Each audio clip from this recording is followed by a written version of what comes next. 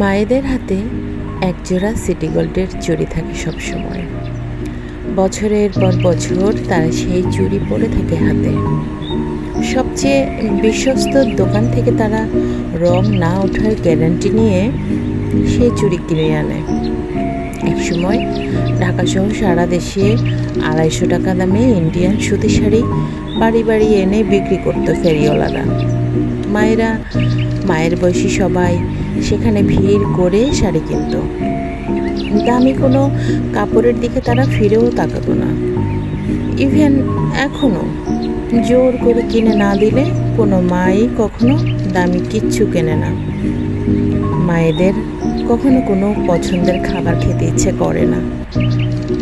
মায়েদের কখনো কোনো প্রিয় রং থাকে না। মায়েদের কোনো শখ থাকে না। এই পৃথিবীতে তারা যেন শুধুই দিতে এসেছে। মাকে কখনো যদি জিজ্ঞাসা করি, মা তোমার কী খেতে ভালো লাগে সব থেকে, মা হাসে, শুধুই হাসে, কোনো স্পেসিফিক খাবারের নাম বলে না। সকালে ঘুম থেকে উঠে দেখি মা কাজ করছে। বাইরে থেকে যখনই বাসায় আসি দেখি মা কাজ করছে। দুপুরে কোনো দিন ঘুমালেও ঘুম থেকে উঠে দেখি মা কাজই করছে। রাতে ঘুমানোর সময়টা বাদ দিয়ে মায়েরা ননস্টপ মেশিনের মতো কাজ করতে পারে।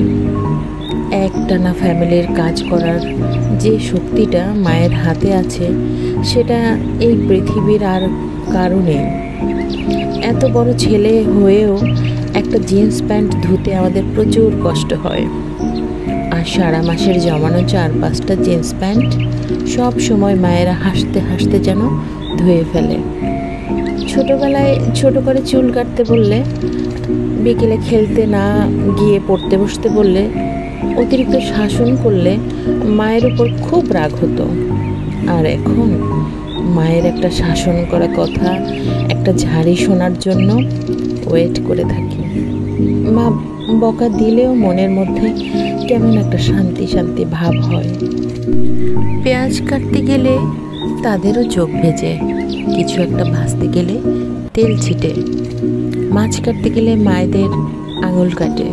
তবে তাদের এই গল্পগুলো আমাদের অজানা থাকে সব সময়। হয়তো তারাই জানতে দেন না। মায়েদের সব থেকে কষ্টের মাস হলো রোজার মাস। আমাদের স্কুল, কলেজ, অফিসের টাইম কমানো হয় রোজার মাসে, কিন্তু মায়েদের রুটিন আরও টাফ হয়।